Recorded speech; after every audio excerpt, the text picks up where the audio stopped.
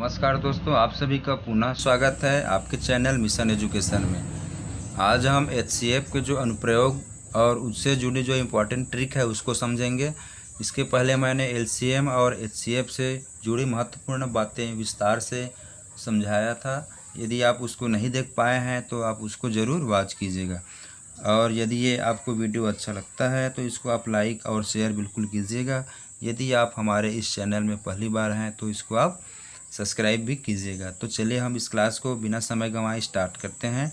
HCF के अनुप्रयोग, ठीक है। तो एचसीएफ के अनुप्रयोग में सबसे पहला देखते हैं कि दशमलव संख्याओं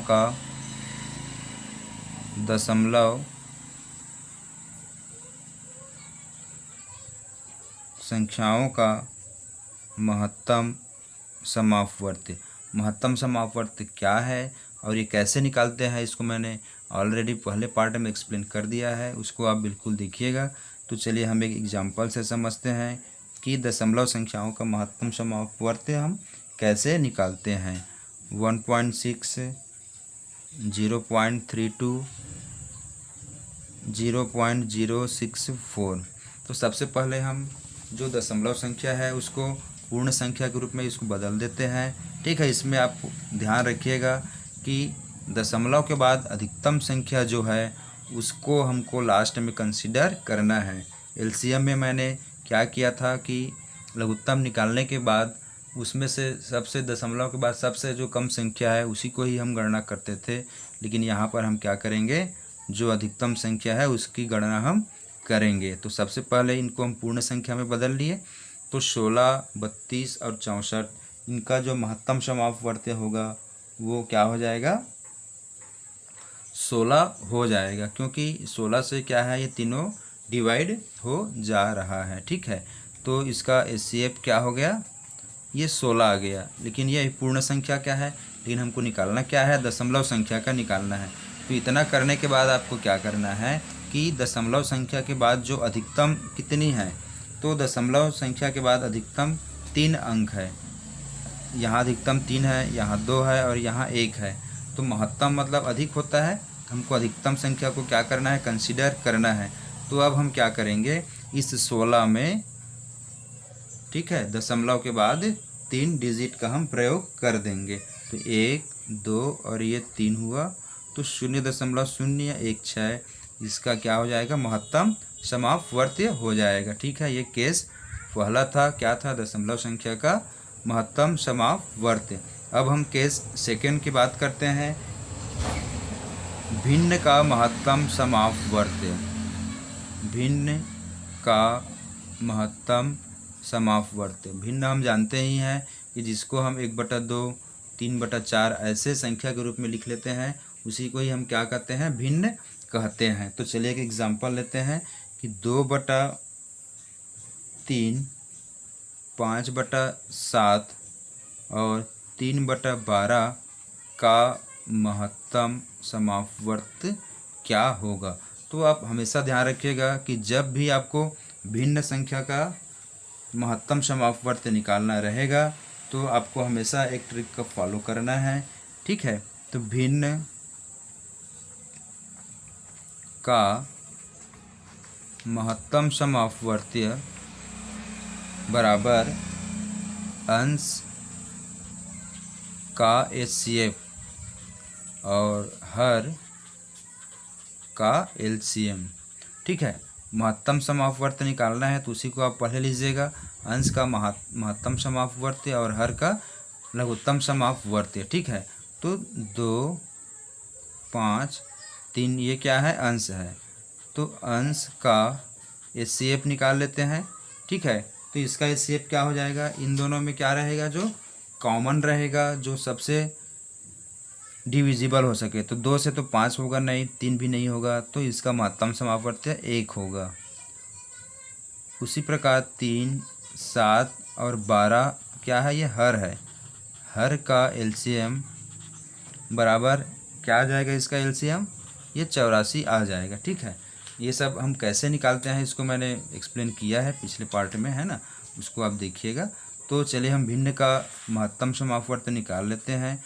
तो अंश का एलसीएम एचसीएफ 1 आया और हर का एलसीएम आया हम लोग का 84।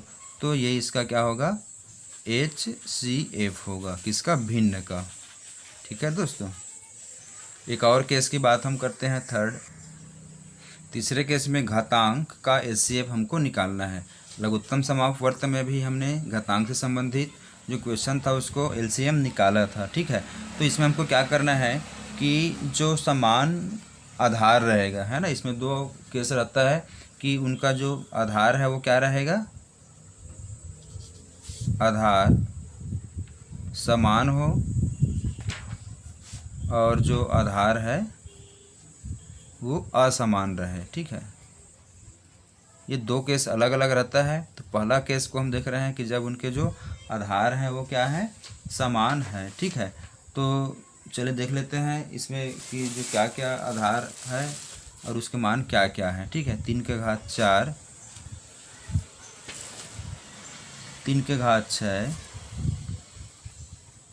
3 के घात 5 और ये 3 के घात ये 8। यहाँ पर हमको एक चीज़ दिख रहा है कि ये सारे आधार क्या हैं, 3 3 3 और 3 बराबर हैं और ये धनात्मक भी है ना। इसके जो घात है वो क्या है, धनात्मक है, ऋणात्मक भी हो सकता है, उसको हम नेक्स्ट केस में करेंगे। यहाँ हम धनात्मक को ही पहले देख रहे हैं।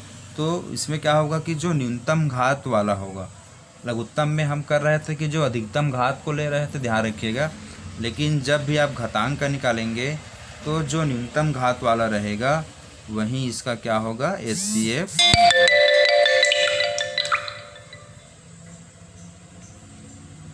ठीक है, क्या होगा कि जो न्यूनतम घात वाला रहेगा वहीं ही इसका क्या होगा, महत्तम समापवर्त होगा।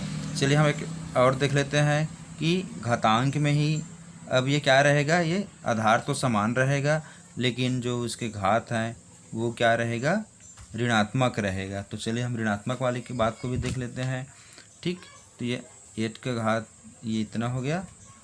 तो जब ये ऋणात्मक वाली बात रहेगा तो हमको क्या रखना है कि इसमें भी जो सबसे छोटा है, तो सबसे छोटा क्या है, जो जितना बड़ा रहता है ऋणात्मक में उतना ही छोटा रहता है। ये सबसे बड़ा है लेकिन ये सबसे छोटा है, तो 8 का पावर -9 ही क्या होगा, इसका HCF होगा। ठीक है, घातांक से संबंधित क्वेश्चन में आपको ध्यान रखना है कि जो न्यूनतम घात रहेगा कब, जब उसके आधार क्या हो, समान हो, तब हमको ऐसा करना है। चलिए लास्ट केस को समझ लेते हैं कि जब आधार क्या हो, असमान हो। ठीक है, 2 का घात 2, 3 का घात 4 और 5 का घात 3 का HCF बताइए। ठीक है, अब यहाँ पर ये आधार क्या है, अलग अलग हैं। तो अलग अलग रहेगा तो हमको डायरेक्टली क्या करना है, उसका महत्तम समापवर्ती निकालना है, जो हाईएस्ट कॉमन फैक्टर रहेगा। तो हाईएस्ट कॉमन क्या है, इसमें 2 के टेबल में 3 नहीं आता है, 5 भी नहीं आता है, तो इसका HCF क्या हो जाएगा, 1 हो जाएगा। ठीक है दोस्तों, मैंने आप सभी को जो इम्पोर्टेंट ट्रिक है और जो इम्पोर्टेंट तथ्य है उसको आपको प्रस्तुत किया है। ठीक है, यदि इस वीडियो को आप अपने दोस्त से भी शेयर बिल्कुल कीजिएगा ताकि उनको भी लाभ मिल सके। और यदि आप इस चैनल में पहली बार हैं तो इसको आप सब्सक्राइब भी बिल्कुल कीजिए।